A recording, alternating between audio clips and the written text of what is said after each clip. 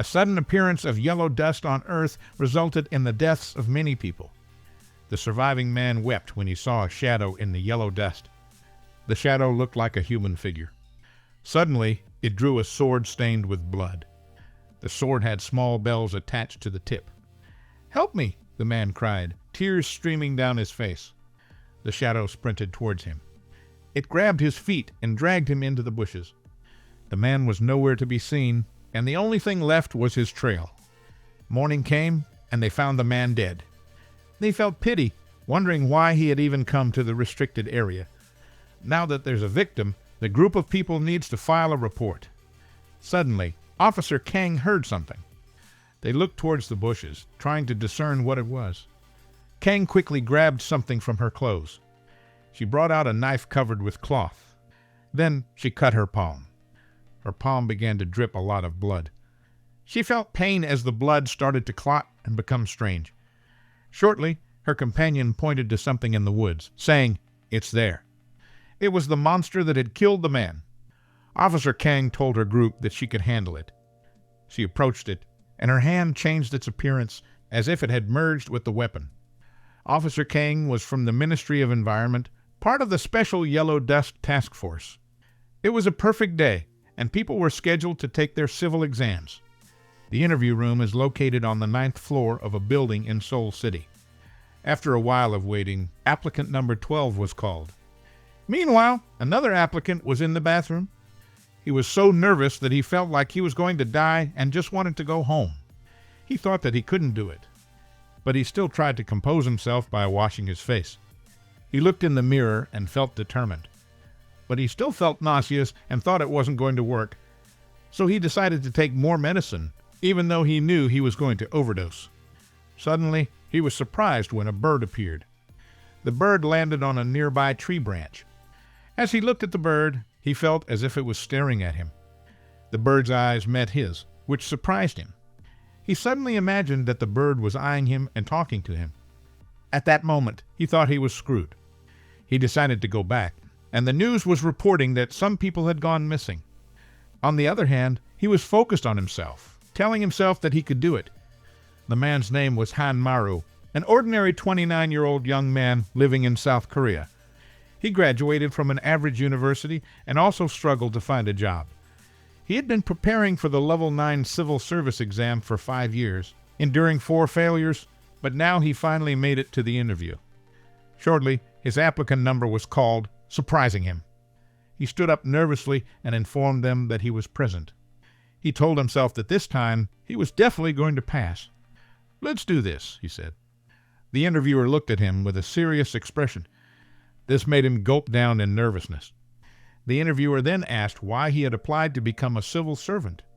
In response, he said he wanted to contribute to the community as a civil servant. But in reality, he wanted it for a stable life, a steady salary, and a secure future. Then, the interviewer asked what he would do if his superior asked him to do something unethical. Han Maru responded that he would honestly discuss the problem with his superior and find a solution. Moreover, the interviewer asked about his interpersonal relationships. He responded that he didn't communicate well with others, but in reality, he had good relationships with both his seniors and juniors. Upon hearing this, the interviewer asked, "Pardon?" He got nervous, thinking he had misspoken. But the interviewer then said, "Lastly." He asked what the most challenging moment in his life was and how he overcame it. Han Maru responded that there was nothing particularly challenging. Consequently, the interviewer told him to just calm down, as they just wanted to assess his problem-solving skills. So, Han Maru responded with what came to his mind. He shared that when he was young, he went to the mountain with his dad. He recalled being in the yellow dust, which shocked him as he remembered the creature lurking there. This sent a sudden nauseous feeling through his body. He recalled the creature with many eyes that had killed many people in front of him. As he recalled this, his body froze. His eyes started to swirl. He couldn't control his body, lifting the chair. And all of a sudden, his vision turned blurry. All he could see was the ceiling. The interviewer immediately came to help. He asked Han Maru if he was okay. Suddenly, Han Maru felt that he was going to puke. After that incident, he went home. He thought that he had blown it. He was frustrated that he couldn't get a job, a girlfriend, or even friends, wondering if he could ever live a normal life like other adults. Suddenly, the bell rang. He opened the door, asking who it was. He was surprised to see his mom at the front door. Then his mom asked why he didn't pick up his phone. Meanwhile, Hanmaru asked what she was doing there and if she wasn't supposed to be at work. She said that she just came to bring some side dishes and would leave right away. Hanmaru asked if it was perhaps meat, but she told him that it was kimchi and braised beans. Suddenly, his mom noticed something. She saw that his room was a mess with a lot of trash all over the place. She sighed while Hanmaru was just thinking about food. She cleaned up and told him to look at his room. Then she asked how his interview went. In Hanmaru's mind, he could never tell anyone that he threw up on the interviewer's face. Upon seeing his hesitation, she stared at him. She told him that he would do better next time and not to be discouraged. Hanmaru touched his back, and it hurt. Consequently, his mother knew that he was out of allowance. So Hanmaru teared up upon seeing that she had given him some money. But Hanmaru declined, saying that he was old enough to handle it and that he could take a part-time job. However, she urged him to take it while she was offering it. Suddenly, she said that he needs to visit the mountains. Eventually, Hanmaru listened to his mother. He stretched his body as he arrived at the place. He then wondered how many years it had been, as he really didn't want to go back there. Moreover, he continued his walk. He recalled what his mother had said. She heard about the famous shaman and asked about his situation. The shaman said that the reason he was struggling wasn't because of his ADHD or panic disorder. It had been 20 years since Hanmaru's dad left home and never returned. His mother said that according to the shaman, his dad died in the mountains he used to visit, and his spirit is blocking his path. So, the shaman said that he would need to go to the mountain, pour liquor, and appease his dad's spirit, which is the only way he'll pass the civil servant exam. Shortly, he arrived at the location. He then quickly opened the gate. Upon opening it, he felt nauseous. But he was surprised when he saw a young boy there who instantly ran away. That boy was Hanmaru when he was young. He peeked through the door where his dad was. His dad was strangely standing in the corner. He stared at his dad as he wasn't moving. Then he decided to open the door. But he wondered if he should bother him. Hanmaru told his dad that he was hungry, but he wasn't responding.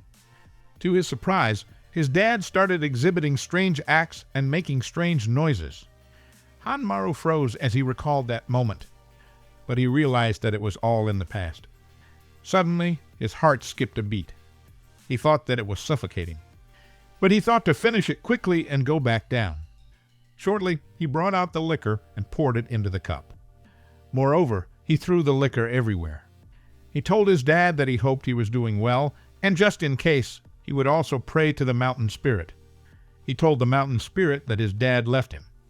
Also, he mentioned how his mom struggled to raise him alone, so he begged the mountain spirit to help him get a job for her sake. Suddenly, a yellow smoke started to come into the area. He noticed it and wondered what the yellow smoke was. Consequently, he needed to hurry to get down quickly before something big happened, prioritizing safety first. Suddenly, something repeated the words, "Safety first." He felt that someone repeated what he said. He looked at the yellow smoke and saw nothing. But shortly, a shadow appeared through the smoke. The image became clearer as it came closer. Hanmaru was still confused and curious about what it was. A bamboo tube appeared in the smoke. To his surprise, a strange creature appeared, saying, "Safety first." Meanwhile, Hanmaru rubbed his eyes. He thought he was hallucinating again. The strange creature started to come closer to him. So he thought that in times like that, it's best to run away. But he stopped as he felt something and realized he had been stabbed. As a result, he knelt down, screaming in pain. Then he wondered if he was going to die just like that. But he thought that if he died, he wouldn't have to worry about getting a job or paying off loans. He thought that life sucked and that no one would be sad even if he died. However, he suddenly thought about his mom. He channeled his strength and tried to stand up, saying, "Not yet." He thought that he couldn't die yet. But the monster was already close to him, and it was now in front of him.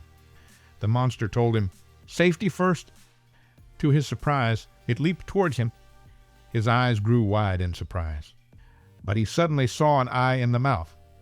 Consequently, the monster clung onto him. So he urged the monster to get off, wondering what it was. To his surprise, it bit him, which made him scream in pain. He felt like he was losing his mind. Suddenly, he recalled his father telling him something. His father urged him to eat. So Hanmaru's mind was filled with this thought, making him bite the monster in the neck. Consequently, he pulled the flesh of the monster using his teeth. As a result, the monster fell to its demise. The creature let out a piercing cry of agony. As it opened its mouth, he observed an eye within. The eye displayed a green hue with black accents. The peculiar black spot at the center of the eye appeared to be shifting or moving. Suddenly, it burst open. Hanmaru suddenly found himself surrounded by a group of men in a dimly lit crimson environment. He noticed that they were clinging to each other. To his surprise, it turned out to be a cluster of creatures engaged in combat against each other. In his mind's eye, he envisioned green eyes through which he could witness bizarre beings locked in combat. He pondered what it could be and who might be speaking to him, leading him to speculate if he had died. Eventually, he sensed a metallic taste creeping into his mouth. Then he heard someone calling him once more. His eyes slowly opened, and he saw people surrounding him, informing him that it was a restricted area and inquiring about what he was doing there. Despite their explanation, he remained confused. He suddenly sat down, realizing his confusion. He wondered where the monsters had gone and why the yellow dust had disappeared as well. The man asked him to repeat what he had seen. So Hanmaru explained that the yellow dust had suddenly appeared, followed by an attack from a monster. He told them that he thought he was going to die because the monster had attacked his stomach. Upon hearing this, the man and woman exchanged glances. They discussed that when the alarm indicating a demon sounded yesterday and immediately stopped, he thought it was broken. However, it seemed to them that he had actually defeated it. But they reasoned that even if he had gained power from the demon's blood, he wouldn't be able to use it right away. So the man turned to Hanmaru. He called out to Hanmaru, grabbing his attention. He inquired if Hanmaru remembered what had happened yesterday. In response, Hanmaru asked what he meant by yesterday. He checked his phone and was surprised by what he found. He realized that a whole day had passed, and he had been unconscious for that entire time after being attacked by the monster. Consequently, they speculated that he must have gained some abilities, but they also thought it was too sudden, considering he had yet to fully grasp the situation.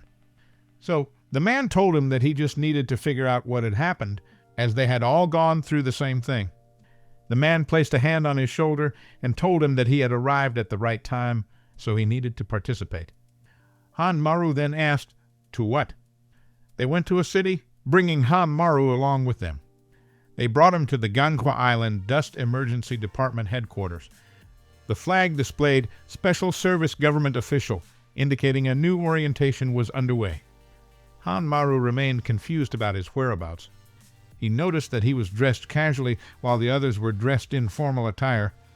Then he pondered what had just happened. Hanmaru wondered why he was suddenly attending an orientation for government officials. He looked at the others and wondered why he had been dragged there. He found their behavior strange, causing him to wonder what was wrong with the people's expressions. Suddenly, a woman entered and walked toward the front row, dressed in vibrant red colors. She introduced herself as Yu Young-yoon, a chief in the Seoul headquarters, and welcomed all new employees to the Ministry of Environment orientation. Shortly after, Hanmaru raised his hand. He apologized and expressed that he didn't think he could attend the event. However, she informed him that he had been hired as a special official as of that day. This surprised him, as he had been hired as a special official without ever having applied for the position. Moreover, Yu Young-yoon asked everyone if they were aware of the special government officials under the Ministry of Environment. She told them that, as they knew, they worked to protect lives and urged them not to tell their family, relatives, acquaintances, or anyone else. Moreover, she warned them that if they leaked any information, they would be punished for violating national security laws. Hanmaru became curious about the consequences of violating national security laws. Moreover, Yu Young-yoon informed them that some of the new recruits had gained new abilities, as there was a very low chance they would gain a demon ability when demon blood entered their body. But Han Maru questioned the validity of such claims, considering it nonsense. However, he suddenly recalled the moment when he had bitten the monster. Furthermore, Yu Young-yoon announced that fortunately, demons only appeared in uninhabited mountains. She told them that yellow dust appears when a demon appears, and the concentration of yellow dust ranges from level 1 to 10. Moreover, she explained that the higher the level of yellow dust, the stronger the demon that appears. She then called Xianwu forward. She informed him that she had heard he had gained an ability from a level 7 demon, expressing her anticipation for his future work. Xianwu told her not to mention it and assured her that he would do his best.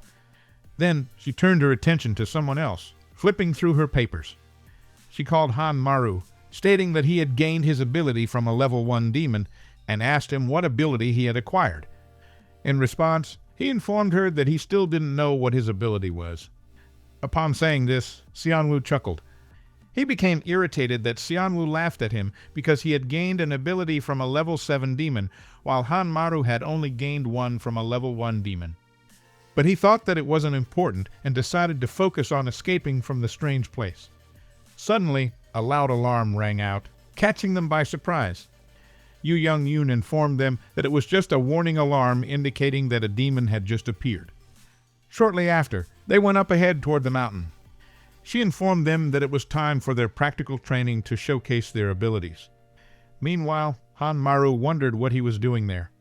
He thought that they needed to descend the mountain immediately before the wind picked up, prioritizing safety first. But he noticed something unusual. He saw that the yellow dust had appeared again. He felt frightened as he saw it. As he looked ahead, he saw a human figure. The yellow dust was slowly revealing the person. Then he noticed the person's arm, which made him wonder if she was okay. Suddenly, Officer Kang turned around as she noticed his presence. Han Maru was shocked by her appearance. Consequently, they saw a weapon pierced into the monster's head, which they realized had been done by the woman in front. Han Maru sat down in surprise, unable to believe what he had just witnessed. The other recruits were also in awe and speechless. Then Yu Young-yoon called their attention. She informed them that they would begin the practical training now. Then she told them that it's yellow dust level 1, and despite its size, it's the weakest demon. She pointed at Captain Kang from the Ganghwa Island team and assured them that she had already stuck a knife into the demon's brain, so they could rest assured it couldn't move. Suddenly, Captain Kang noticed Han Maru. She wondered if he was the man who single-handedly defeated the demon yesterday. So she wondered what ability he had gained and how he could single-handedly kill the demon as soon as he gained the ability. Moreover, Young-yoon told them to use their abilities to fight the demon. But Han Maru thought she had lost her mind. He wondered how he could possibly fight a demon like that. Suddenly, he felt pain in his chest. He felt his chest hurt, and he couldn't breathe. His heart started to beat like crazy. Suddenly, he wondered why he was hungry now. A demon was walking towards him, which he didn't know. Meanwhile, he started to feel nauseous. But the demon behind him kept walking towards him. As it came closer, it tried to touch him. Han Maru finally noticed the demon beside him. To his surprise, the demon eerily told him to eat. Upon saying this, he felt a strange sensation. He suddenly felt hungry and had an intense desire to eat. So he declared with an intense feeling that he wanted to eat. His gaze suddenly inverted. Then he experienced intense hunger. His mouth was filled with saliva. Suddenly, someone poked him, catching his attention. Xianwu asked if he was laughing because he was scared. In response, he said no and explained that he was just a bit hungry. So Xianwu thinks about what he said and finds him pathetic. Xianwu stated that they're all worthless. Meanwhile, Han Maru wondered what that meant as he was very hungry. Furthermore, Young-yoon called for everyone's attention. She said that before they try to use their abilities, she would explain the basics. She explained that the yellow dust around them is emitted by demons, and the stronger the demon, the denser the dust. But she told them that's not all. She brought out a knife and sliced her palm. This frightened the recruits and made them feel uneasy. Moreover, she explained that when they're in the dust, their wounds heal. However, she said that if they receive a fatal wound, they could really die, so she urged them to be careful. Furthermore, she explained that they can only use their powers when they're within the dust emitted by the demon. Once the dust disappears, they become just like ordinary people. Meanwhile, Xianwu was wondering how long she was going to go on about such useless information in front of the demon. He thinks what's important is the way to activate the powers. So he wondered what he could do. Consequently, he bit his lip, causing it to bleed, and the yellow dust seeped into the wound. As the yellow dust entered, his heart started to beat like crazy, and he felt a surge of power flowing through his veins. So he realized that it works if he wounds himself to the yellow dust seep into his bloodstream. Then he put on gloves. Without hesitation, he broke his thumb to activate his power. However, the demon suddenly awakened, which easily alarmed Captain Kang. She quickly told everyone to be careful. The yellow dust from the demon was becoming stronger. It loomed over the yellow dust. As it emerged from the dust, it screamed in terror. Suddenly, it thumped the ground, causing a tremendous force. The force was so strong that the recruits felt it intensely. Meanwhile, Captain Kang was about to intervene, but Young Yoon stopped her. She told her to wait and not to interfere. But Kang claimed that it was too much for the newbies. However, Young Yoon reasons that if they can't even handle a monster at that level, they will just die in the field anyway. Suddenly, a smell sniffed by the demon caught its attention. Its attention was drawn to Han Maru. Han Maru, frightened, asked why it was looking at him. Suddenly, the demon released a weapon from its hand and attacked Han Maru. Han Maru's shoulder was struck by the weapon. Captain Kang saw it and felt uneasy. Meanwhile, Han Maru screamed in pain as he fell to the ground. He held his injured shoulder, trembling in pain. Han Maru tried to stand up, wondering why all of this happened all of a sudden. The monster leaped towards him and confronted him. Han Maru stared at the monster with much fear. He didn't know what to do as the monster was staring at him. The monster then tried to reach out to him. However, there was something else emerging from the ground. 2 centipedes suddenly enveloped the monster. They enveloped the monster's neck, making it hard for it to move. The centipedes came as they were summoned by the centipede demon ability user. Shortly, a woman was about to help kill the demon. She leaped and quickly attacked the demon from behind. The woman was a Hojo demon ability user. As the demon's head was severed, it screamed in pain. They think that they had defeated it and won. However, they were surprised when the yellow dust started coming to the demon. The yellow dust regenerated the flesh of the demon, and in an instant, its wounds had healed. They couldn't believe that its wounds had already healed. Moreover, the demon gripped the centipede's body. The demon pulled it, catching the man by surprise as he was connected with the centipede. It forcefully swayed the demon, which also swayed the man and threw him towards the woman. Suddenly, the demon pulled the man and captured him by the neck. The man trembled in pain, saying that it hurts. To his surprise, the demon's mouth opened wide. As he saw that it was going to devour him, he begged to be saved. Suddenly, the demon's neck snapped. It let go of its grip on the man. Xianwu stated to the demon that if it thinks he'll let it go that far. Meanwhile, the demon's anger flared. So, its attention was drawn to Xianwu, planning to attack him. But Xianwu removed his hands, grabbed the demon's wrist, and then twisted it, telling the demon to die. In an instant, its head broke away from its body. Finally, the demon fell to the ground. Xianwu stepped on the demon and realized that it died if he cut its throat to stop it from emitting dust. Moreover, he thought it was a shame as it was a good chance to try different things. Suddenly, Captain Kang called his attention. She claimed that he broke her knife to awaken the demon and said he was putting others at risk by doing that all of a sudden, but he told her that he didn't and asked if she had any proof that he broke the knife. So she held his hand and asked if she should try breaking his finger again to see if her sword breaks. Suddenly, Young Yoon started clapping. She complimented him, saying that for a first-timer, he handled it well. But she noticed something. She asked if someone had gone missing. Han Maru was running hastily, trying to escape from the area. He couldn't believe that he suddenly became a special civil servant and was immediately told to eliminate the demon, which he couldn't. He thought he'd better run away, as he believed running was the only way to live. Suddenly, he halted. He looked up, wondering what was happening now. On the other hand, young Yoon thought he was not qualified to be a special civil servant. Meanwhile, Officer Kang thought of something. She recalled the earlier happenings and wondered if it was just her imagination that the monster only targeted the newbie. Then, young Yoon asked Kancha, or the supervisor, to find the newbie, to which Captain Kang asked, "But isn't it strange?" She mentioned that the monster is dead, yet the yellow dust still remains. So, young Yoon started to think about it. Meanwhile, Han Maru wondered why there was a gate here. He saw that it was emitting a lot of yellow dust. To his surprise, a monster suddenly emerged from the gate. He quickly hid behind the bushes and covered his mouth. He thought that now that he finally escaped, why he had to face another one of those things. Shortly, he looked at the gate. He wondered if it was gone. He thought it had left, but little did he know, there was already a demon in front of him. Suddenly, another individual from the Specialized Civil Service contacted them. She reached out to Officer Kang Chana. Captain Kang immediately inquired about the situation.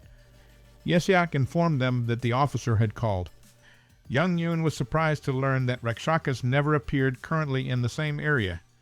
Meanwhile, Kang asked where it had appeared. Han Maru was fleeing to the restricted area. He swiftly pulled it and leaped over the fence. He ran quickly as he escaped from the demon. He shouted to someone, pleading to be saved. Suddenly, he tripped on a rock and fell to the ground. He quickly stood up, brushing off his head. Finally, he spotted a house nearby. He ran, thinking he could hide there. Quickly, he went inside the house. His heart was thumping, wondering what that was.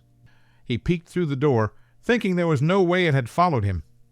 But to his horror, he saw that it had indeed followed him, saying he was doomed.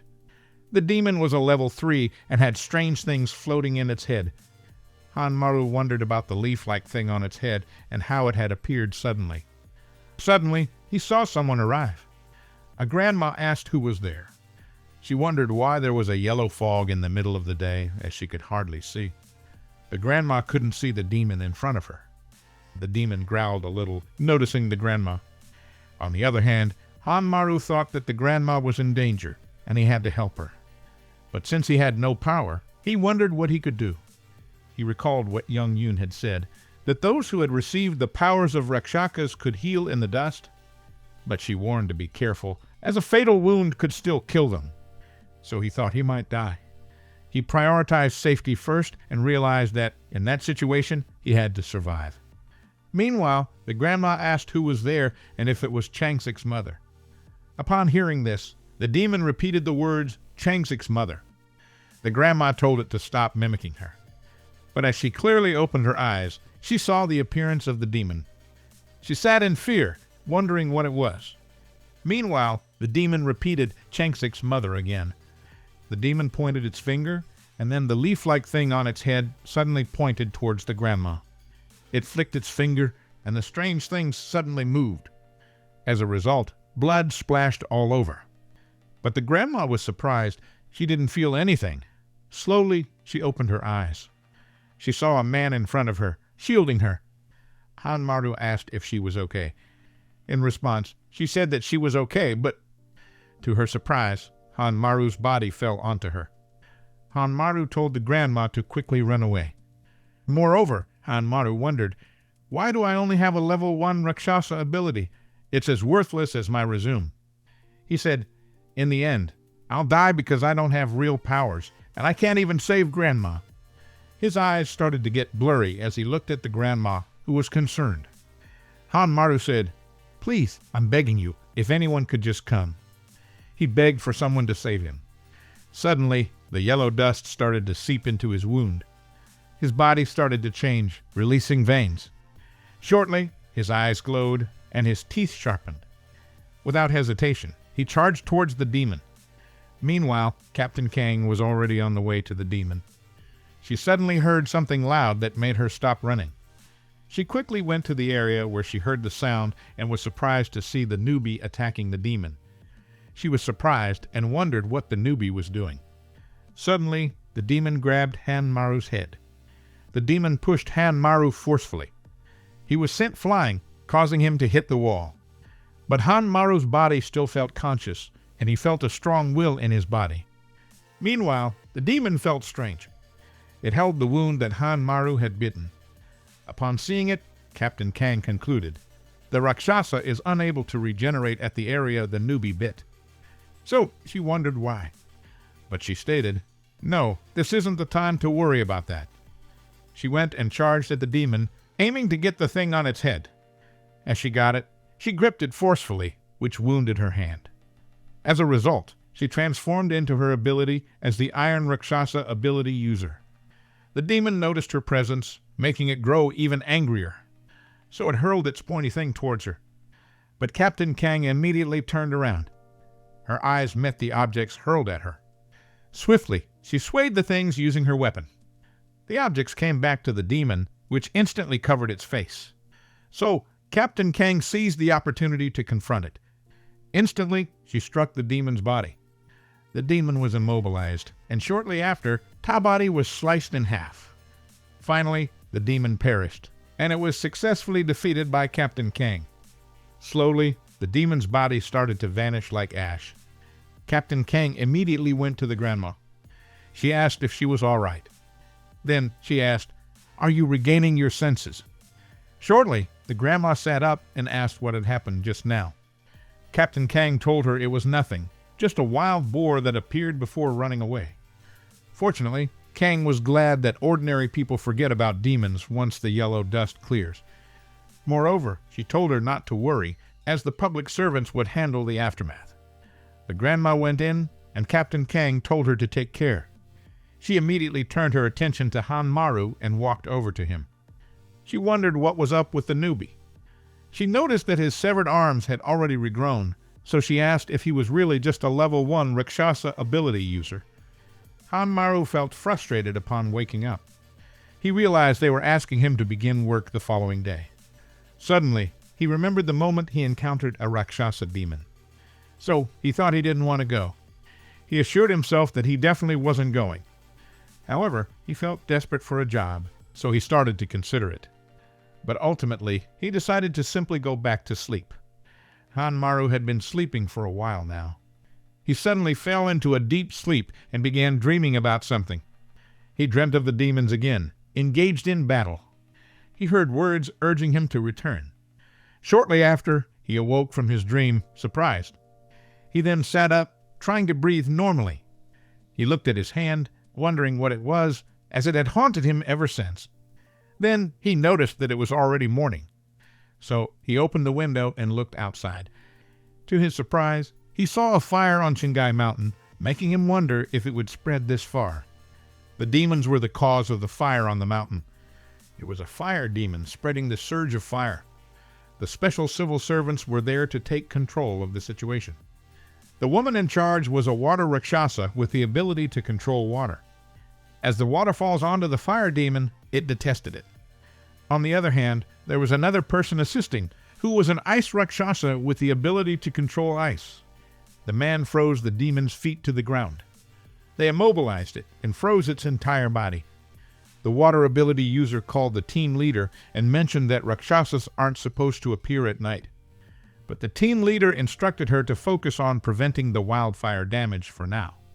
The fire demon's body was heating up, slowly melting the ice. So the team leader immediately utilized his weapon. He told her that he would handle this one. Without hesitation, the team leader charged at the monster. Suddenly, something strange struck the monster. A black entity with eyes ordered the demon to bring him to it, which instantly made the fire demon release a surge of power and break free from the ice. Even as the demon broke free, he charged at it. But the demon punched him, which he instinctively defended against, but was pushed away by the strong force. As a result, he hit the tree.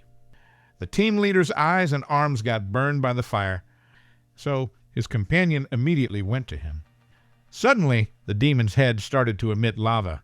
Then it released it, creating a surge of lava. The team leader wondered why. He felt frightened, wondering why it was growing stronger. The situation also reached the Seoul headquarters. They were panicking as all the areas were on red alert. Young Yoon came and asked about the current status. To their surprise, multiple areas started to be on red alert. She was informed that they were being attacked concurrently on 20 mountains nationwide. The Rakshasa's appearance pattern has completely changed. Young Yoon started to think that it all started happening a week ago during the Odd, so she wondered why. Suddenly, there was an urgent call from the Busan branch. Young Yoon picked up the call and asked what the matter was. The man called her from the mountains, needing to urgently talk to her. He told her he's the Busan director, B. Myung-sik, speaking. In response, Young Yoon greeted him and asked him to get to the point. So he informed her that there's a situation on Jumjeong Mountain in Busan. He told her that the portal had remained open for 3 days straight, so she was surprised that it was still open. He told her that they kill and kill, but they keep crawling out, and the Jumjeong Mountain team is completely exhausted. Suddenly, another demon emerged from the gate. Meanwhile, Young Yoon asked why the portal hadn't closed and if they had identified the cause. He told her that the Rakshasas just kept babbling nonsense. As the monster emerged from the gate, it kept talking. According to their Busan Rakshasa's interpretation, she interpreted it as, "Bring him to me." So Young Yoon asked, "Bring who?" The demon finally exited the gate and leaped forward towards the team. It leaped high up and then shortly descended to the ground. B. Myung-sik told her that what they don't know, and it seemed like he needs to be there. Meanwhile, the demon loomed over the special civil servant team. Young Yoon ended the call with much curiosity, wondering who the demons wanted. She started to feel uneasy about the situation. On the other hand, a helicopter was on its way to help the Busan team. The man picked up the comm, asking what the matter was. He was told that the situation in Jumjeong Mountain is dire, but he informed them that he was almost there and would call again once the problem had been solved. Suddenly, he leaped at the helicopter. He fell through the air and was about to descend.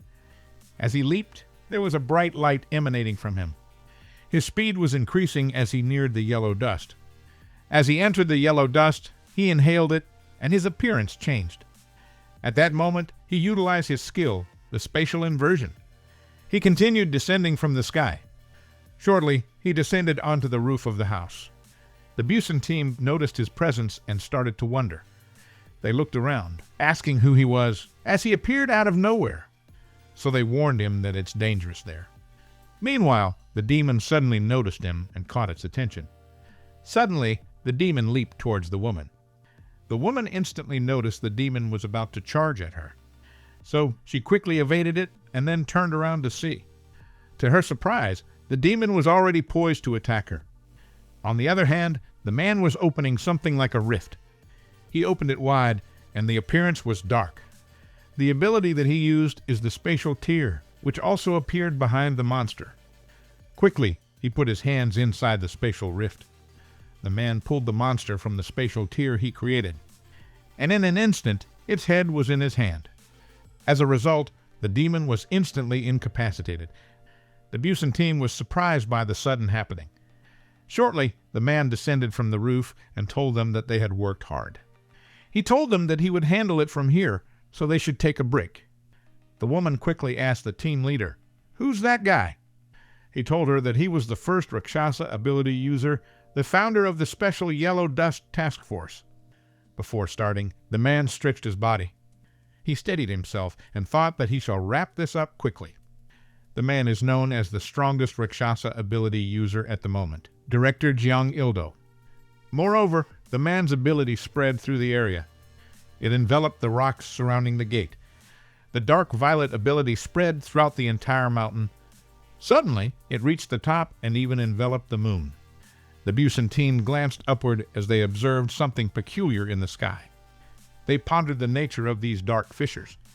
The team leader remarks that it's also his first time seeing them up close, having only heard about someone possessing spatial abilities.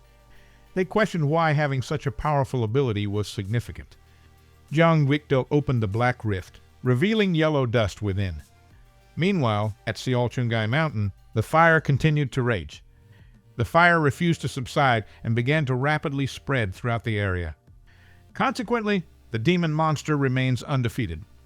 As a result, the team leader is becoming exhausted. He pondered whether this was the end for them. Furthermore, he told Mr. Key that they had to flee and urged her to snap out of it. Meanwhile, the persistent demon troubled him greatly. Quickly, he conjured an ice shield. The demon continued to relentlessly punch the ice shield. Thus, the team leader found himself being pushed to his knees. The demon's continuous punching soon caused a crack to form in the shield. Shortly after, its fist broke through the shield. The force sent the team leader flying away. As he looked at the demon, he thought, "Damn, this is how we're going to die." However, as he opened his eyes, he was surprised. The demon's head was trapped in the spatial rift. It was being pulled by Jiang Yildo. The demon was surprised to see a human beside it. Jiang Yildo quickly pulled the demon from his location and pushed it away. The black rifts can effortlessly transport the monster from another dimension. As it was pushed, the demon fell unconscious. Jiang Yildo observed that it wasn't moving, so he decided to go take care of another place. As he raised his palm, he activated all units of the Black Rift. At Gangwon Province's Siorak Mountain, the yellow dust persisted. A man lay on the ground as the demon stepped on him. The demon was talking about something. Then it suddenly attacked the man, piercing his body. Suddenly, it noticed a strange thing appearing. The demon was surprised when it suddenly got pulled from the Black Rift. The same thing happened on Gwangju Mountain. The people were surprised by the sudden appearance of the Black Rifts. All the monsters from different places were getting pulled inside them. As all of the demons were gathered, the Black Rifts slowly closed. Then it also slowly disappeared from the surroundings. Shortly after, in the Seoul headquarters, she informed the director that the yellow dust had suddenly disappeared from all areas except Busan. So Young Yoon told her not to worry about it, as it was proof that he had arrived safely. Now, Jiang Ficto has to deal with all the demons. He gathered them in one place with all the demons surrounding him. As it seemed, everyone had gathered. He proclaimed that they shall begin. All the demons' anger surged, and they quickly charged towards him altogether. But Jiang Yildo remained in his place. He pointed at the demons with his fingers. Then he utilized his skill, Spatial Rend. The black rifts swirled above the demons' heads. Then black rifts encircled the demons, stopping their advance. In an instant, all the demons' head broke away, causing blood to splatter all over the place. Upon seeing it, the Busan team was shocked. The woman wondered what it was, as she had never seen such power in her life. Shortly after, Jiang Yildo approached the fire demon. He looked at it, but it wasn't moving. He then called the translator. Moreover, he lifted the demon up. He asked what the reason was for their frequent appearance over the past week. The translator said, "Bring him to me." So he asked who he referred to. The demon spoke, saying him referred to her husband. So the translator suggested that if it wasn't about bringing him, then it was just mimicking their language. In response, he said, "There's no helping it," and brought down the demon. He asserted that if they kept coming, they'd just have to kill them all. Jiang Yildo glared at the demon with determination in his eyes. Then he thought that it's now time to deal with the door as well. Shortly after, he placed his hand on the ground. He utilized his skill, and then the black rifts started to converge towards the door. As the black rift enveloped the gate vanished in an instant. Upon seeing it, the Busan team felt reassured that such a person leads them. They heard he was in his 50s, but he didn't look like he was. Shortly after, his power was coming back to him. Suddenly, they noticed that he was gone. The next day, the situation had calmed. Jiang Yildo stood up quickly as Young Yoon arrived. She asked him what he did with the gate, to which he replied that for now, he put it in his dark space. So Young Yoon told him that she would rather die than go in there. But finally, all the restricted areas were now calm. Jiang Yildo told her that he had limits when he is alone and was also overwhelmed running their organization. Then Young Yoon showed him the information he asked for. She showed him the list of the new recruits for the special civil servant team. She then asked, "But why the sudden interest in the information on the new recruits?" So he told her he wanted to know how the Rakshasas are recruiting. Moreover, he began to observe the faces of the new recruits. Suddenly, his interest piqued at a certain newbie named Han Maru. Thank you for watching. If you enjoyed the video, give it a thumbs up, leave a comment, and subscribe. And if you'd like to contribute further, you can now buy me a coffee. Every little bit helps in creating more quality content for you. Just click the Buy Me a Coffee link in the description below. And don't forget to hit the notification bell so you never miss a new video.